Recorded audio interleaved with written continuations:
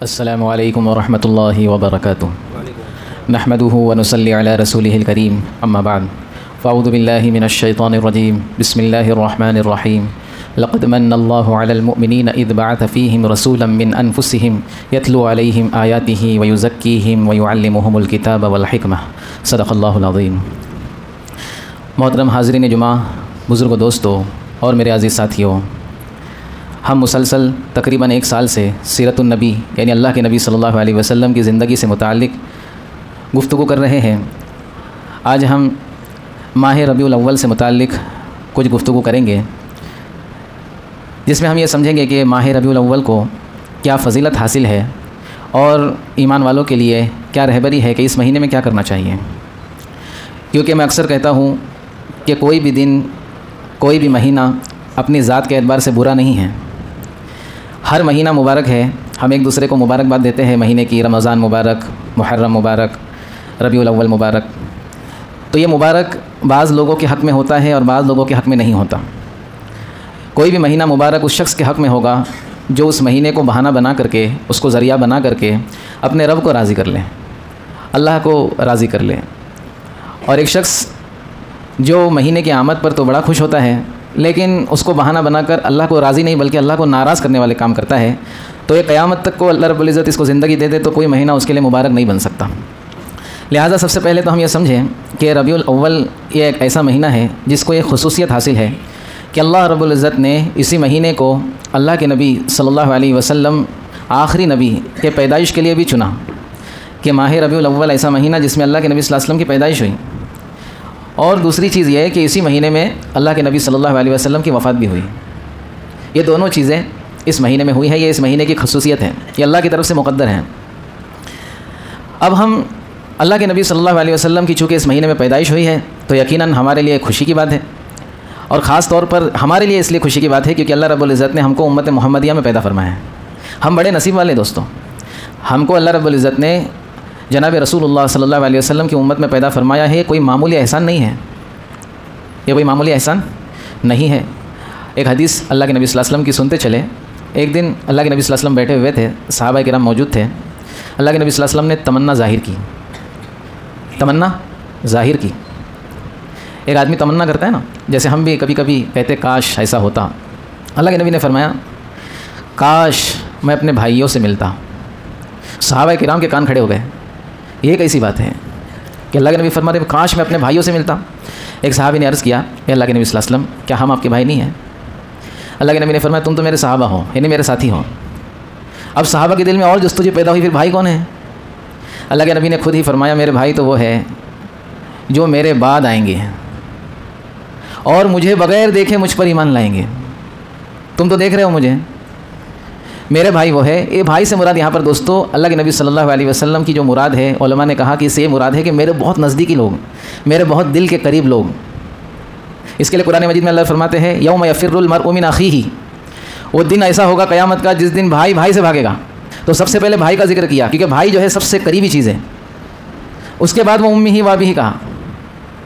तो अल्लाह के नबी सल्लल्लाहु अलैहि वसल्लम इस हदीस के ज़रिए ये बता रहे हैं, पहले तो तमन्ना ज़ाहिर कर रहे काश मैं अपने भाइयों से मिलता, और फिर फरमाया मेरे भाई वो है जो मेरे बाद आएंगे और मुझे बग़ैर देखे मुझ पर ईमान लाएंगे। और फिर एक हदीस में फरमाया कि जिन लोगों ने मुझे बग़ैर देखे ईमान लाया है उन पर मुबारकबाद हो, मुबारकबाद हो, उनके लिए खुशखबरी हो। कई बार अल्लाह के नबी ने फरमाया। तो अल्लाह रब्बुल इज़्ज़त ने दोस्तों हम पर कोई मामूली एहसान नहीं किया है कि हमको इस उम्मत में पैदा फरमाया। ये बहुत बड़ा एहसान है अल्लाह का। लेकिन अब दोस्तों हमारे लिए जिस तरह अल्लाह का एहसान है उतने सख्त हमारे साथ हालात भी आ सकते हैं और उतनी सख्त हमारी आजमाइशी भी हो सकती है। क्योंकि अल्लाह के नबी ने एक हदीस में यह भी इरशाद फरमाया कि कुर्ब क़यामत, यानी जब क़यामत करीब होगी तो ईमान और इस्लाम पर चलना इतना मुश्किल हो जाएगा जैसे कि हाथ में अंगारा रख कर चलना। जैसे एक जलता हुआ कोयला है, हम उसको कितनी देर तक हाथ में रख सकते हैं? मुश्किल है, हाथ में लेना भी मुश्किल है। मजबूरी में ले ही लिए तो फ़ौरन उसको झटक देंगे। अल्लाह के नबी ने फरमाया कि ऐसा ज़माना आने वाला है कि इस्लाम पर चलना इतना मुश्किल हो जाएगा जैसे कि हाथ पर अंगारा रख कर चलना। तो दोस्तों इस ज़माने के अंदर अल्लाह ने हमारे लिए फ़जीलत भी रखी है, लेकिन फ़जीलत हमारे लिए उस वक्त होगी जब हम अल्लाह उसके रसूल के हुक्मों के ताबे होकर के चलेंगे। यहाँ पर हमको एक बात बहुत जहन साजी के साथ हमारे जहन में रखते हुए बात को समझना है दोस्तों कि अल्लाह के नबी सल्लल्लाहु अलैहि वसल्लम की मोहब्बत का क्या मकसद है। अल्लाह रब्बुल कुरान मजीद में फरमाते हैं, कुल इन कुंतुम तुहिब्बूनल्लाह फत्तबिऊनी युहिब्बुकुमुल्लाह। ए मोहम्मद सल्लल्लाहु अलैहि वसल्लम, आप कह दीजिए कि अगर तुम अल्लाह से मोहब्बत करते हो, ईमान वालों से कहने को कहा कि अगर तुम अल्लाह से मोहब्बत करते हो तो शर्त क्या है? शर्त यह है फत्तबिऊनी। ए मोहम्मद सल्लल्लाहु अलैहि वसल्लम, आप ये भी कह दो कि तुम मेरा इत्तिबा करो, मोहम्मद सल्लल्लाहु अलैहि वसल्लम की इत्तिबा करो, तो अल्लाह भी तुमसे मोहब्बत करने लगेगा। तो मोहब्बत का जो तकाज़ा है ना, सबसे पहला वो इत्तिबा है। मोहब्बत जब किसी से किसी को होती है तो बहुत सारी चीज़ें उसके दिल में उसके लिए आती है जिससे मोहब्बत हुई है। तो आज दोस्तों हमारी जो मोहब्बत है सिर्फ जज्बात वाली मोहब्बत है। कैसी है? जज्बात वाली मोहब्बत। जज्बात का जो नंबर आता है, इमोशंस का जो नंबर आता है, ये सबसे आखिर में मोहब्बत के आता है। और सबसे पहला जो नंबर है किसी से मोहब्बत हो तो उसकी इत्तिबा का सबसे पहला नंबर है। हम अगर अल्लाह के नबी सल्लल्लाहु अलैहि वसल्लम की मोहब्बत का दावा करते हैं तो सबसे पहले हमको साबित इस तरह करना होगा कि हम अल्लाह के नबी सल्लल्लाहु अलैहि वसल्लम की सुन्नतों पर चलें।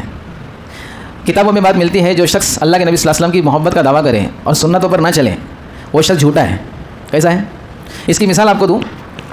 एक शख्स बहुत ही बीमार अपने बिस्तर में पड़ा हुआ था।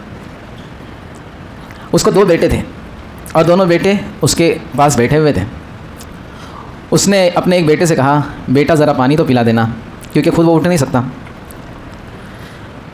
तो जो बेटा है एक, वो कहता है, अब्बा आपसे मुझे बहुत मोहब्बत है।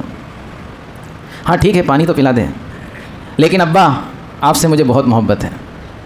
अरे ठीक है, सुन लिया मैंने, पानी तो पिला दे। अब्बा आप यकीन नहीं करेंगे, आपसे बड़ी मोहब्बत है, दिल से एकदम। और दूसरा जो बेटा है उतने में गिलास भर के पानी लेकर आके अब्बा को देता है। उसने कुछ नहीं कहा, मोहब्बत है नहीं है, उसने ला करके गिलास अब्बा को दिया, बल्कि उठा करके अब्बा को पिला भी दिया। और ये दूसरा बेटा, अब्बा आपने कभी यकीन नहीं किया, लेकिन हकीकत में आपसे मोहब्बत है, बस ये कहता जा रहा है। अब अब्बा क्या करेंगे? अगर अब्बा अच्छे हो गए, अब्बा कभी अच्छे हो गए तो क्या करेंगे? तो मालूम है दोस्तों, सिर्फ ज़बानी जमा खर्च करना मोहब्बत नहीं है। मोहब्बत का तकाज़ा है इत्तिबा, यानी बात को मानना, बात को मान लें। अब हम अपनी ज़िंदगी पर गौर करें कि हम अल्लाह के नबी सल्लल्लाहु अलैहि वसल्लम के मोहब्बत के दावे कितने लंबे चौड़े करते हैं, और जब सुन्नतों पर चलने का मौका आता है, जब प्यारे नबी की जो है आमाल को करने का मौका आता है, तो हम कितने अमाल करते हैं। ये है दोस्तों खुला हुआ फ़र्क। और अल्लाह के नबी सल्लल्लाहु अलैहि वसल्लम इस महीने के अंदर जो करने वाला काम है दोस्तों, इस महीने के अंदर हमको सबसे पहले ये समझना है कि बेअसत रसूल नबी करीम सल्लल्लाहु अलैहि वसल्लम का इस दुनिया में आने का मकसद क्या था। उसको मैंने शुरू में खुतबे के अंदर पढ़ा, लक़द मन्नल्लाहु अलल मुमिनीना इज़ बअथ फ़ीहिम रसूलन मिन अनफुसिहिम।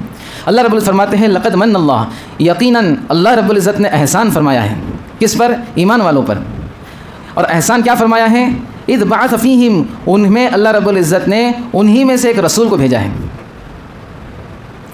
यतलू अलैहिम आयातिही व युज़क्कीहिम, कि उस रसूल के बेअसत का मकसद ये है, ईमान वालों के दरमियान आने का मकसद है कि वो अल्लाह की आयतें उनको पढ़कर सुनाएं। यतलू अलैहिम आयातिही व युज़क्कीहिम, और उनको पाक साफ़ करें। कि हमारे अंदर इंसान होने के एतबार से झूठ बोलने की आदत है, हमारे अंदर मुख्तलिफ़ गंदी आदतें हैं। तो अल्लाह के नबी का मकसद यह है आने का, युज़क्कीहिम, कि उनको इन बुरी आदतों से बचाए, उनको पाक साफ़ करें। व युअल्लिमुहुमुल किताब वल हिकमा, और उनको कुरान समझाए। क्या समझाए? किताब का इल्म दे और हिकमत का इल्म दे, कि ज़िंदगी कैसे गुजारी जाती है, ज़िंदगी में आदमी ने कैसे रहना चाहिए और अल्लाह को अपने कैसे राज़ी करना चाहिए। रसूल के बेअसत का मकसद ये था दोस्तों। आज हमने उसको उल्टा ही ले लिया। हमने सिर्फ दावों का नाम रसूल की मोहब्बत समझा और रसूल के बेअसत को हमने कुछ समझा ही नहीं। इसलिए आज देखें हमको अल्लाह के नबी सल्लल्लाहु अलैहि वसल्लम की ज़िंदगी के बारे में क्या पता है। दुनिया के बारे में तो बहुत कुछ पता है। बहुत सारे लोग हैं जिनको अगर कोई एक चीज़ आप पूछ लें, बल्कि हमारे यहाँ पर तो हर गली नुक्कड़ पर ऐसे लोग मिलेंगे कि अगर उनको एक चीज़ आप पूछ ले दुनिया के बारे में, अगर कोई एक न्यूज़ के बारे में पूछ ले तो वो आपको 10 न्यूज़ सुनाएंगे। अरे नहीं वो तो हुआ ही उधर पे, लेकिन उधर भी ऐसा हुआ है। और उनसे ये पूछा जाए कि अल्लाह के नबी सल्लल्लाहु अलैहि वसल्लम की ज़िंदगी के बारे में कुछ बता दो, लेकिन उनको कुछ पता नहीं है। यह हमारा बहुत बुरा हाल है दोस्तों। क्योंकि दोस्तों अगर किसी की इत्तिबा करना है तो सबसे पहले उसकी ज़िंदगी को जानना होगा। जब आदमी जानेगा नहीं तो मानेगा कैसा। एक आदमी जानता ही नहीं है तो उसको मानेगा कैसा। जैसे मैं अक्सर मिसाल देता हूँ कि हम रास्तों से गुजरते हैं, गाड़ी में होते हैं, अगर रास्ते में कोई शख्स जिसने एक आम कपड़े पहने हुए, उसने एक आम शख्स रास्ते में अगर हमारी गाड़ी को इस तरह से हाथ दिखाता है और फिर दूसरी गाड़ी को कहता है इससे जाओ, तो कोई रुकेगा उसके हाथ पर? कोई नहीं रुकेगा। और वही ट्रैफिक पुलिस वाला हो जिसने वर्दी पहनी हो, इंसान वो भी है और हम दोनों को नहीं पहचानते, लेकिन हम देख रहे कि वर्दी उसकी वर्दी से हम जानते हैं कि पुलिस वाला है। वो अगर जो है सर खुजाने के लिए भी हाथ उठाए तो हम देख के रुक जाएंगे, हमको लगेगा उसने हमारे लिए हाथ उठाया। नहीं, फिर सर खुजा रहा है तो निकल जाएंगे। और उसने हाथ उठाकर रुका दिया तो किसी की मजाल है कि वो आगे बढ़े। क्यों? क्योंकि हम जानते हैं आगे क्या होगा। तो आदमी की मानने के लिए पहले उसको जानना पड़ता है। आज हमने प्यारे नबी की ज़िंदगी को जाना ही नहीं तो मानेंगे कैसा। क्योंकि अल्लाह के नबी सल्लल्लाहु अलैहि वसल्लम की ज़िंदगी का हर पहलू, अल्लाह के नबी सल्लल्लाहु अलैहि वसल्लम का हर अमल, ये हमारे लिए रहनुमाई बनाया अल्लाह रब्बुल इज़्ज़त ने। अगर हमको बज़ाहिर सुन्नतों के अंदर नुकसान नज़र आता हो तो भी सुन्नतों पर चलना है, क्योंकि ऐसा हो ही नहीं सकता कि सुन्नतों में नुकसान हो, क्योंकि दो जहाँ के मालिक ने अपने प्यारे नबी के लिए उस तरीके को कबूल किया, उसमें नुकसान हो ही नहीं सकता, उसमें नुकसान हो ही नहीं सकता। और आज दोस्तों जब इतनी तरक्की हो गई साइंस के अंदर, आज जो साइंसदान है, जो ईमान वाले भी नहीं हैं, लेकिन वो लोग सुन्नतों को जो है फिर से खंगाल रहे, टटोल रहे कि सुन्नतों में क्या फ़ायदा है, तो अजीब अजीब इंकशाफात हो रहे हैं, अजीब अजीब चीज़ें उनके सामने आ रही हैं। तो जितनी चीज़ें लोग सुन्नत समझ कर पहले छोड़ते थे, आज गैर मुस्लिम उनको जो है अपना रहे दुनियावी फ़ायदे के लिए। मिसाल के तौर पर बैठ कर पानी पीना, पहले लोग इसको ऐब समझते थे, ये क्या बैठ के पानी पीना है। आज लोग चिल्ला चिल्ला के कह रहे हैं, आप देखें कि बैठ कर पानी पीना कितना फ़ायदेमंद है। और ये अल्लाह के नबी ने 1450 साल पहले हमको बता दिया कि बैठ के पानी पीना है, देख कर पानी पीना है, बिस्मिल्लाह पढ़ के पानी, इतना मामूली अमल था, पानी तो हम रोज़ पीते हैं। इसी तरह दोस्तों सैकड़ों हज़ारों चीज़ें आपको मिल जाएंगी जिस पर आज गैर मुस्लिम दुनियावी फ़ायदे के लिए अमल कर रहे हैं, और हम दोस्तों हमको ये तरीके कब से मिले हुए हैं, हमने कभी इनको सीखने और समझने की कोशिश ही नहीं की।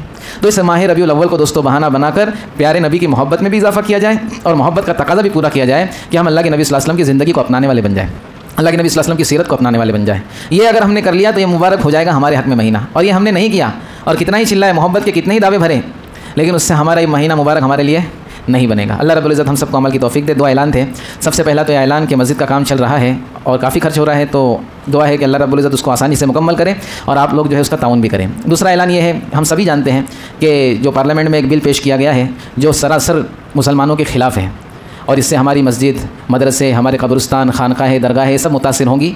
गोया कि ये तमाम चीज़ें ऐसे लोगों के हाथ में चली जाएंगी जिनका कोई हक़ नहीं बनता और जिनका कोई वास्ता नहीं बनता, और फिर वो हमारे खिलाफ़ उसको यूज़ करेंगे।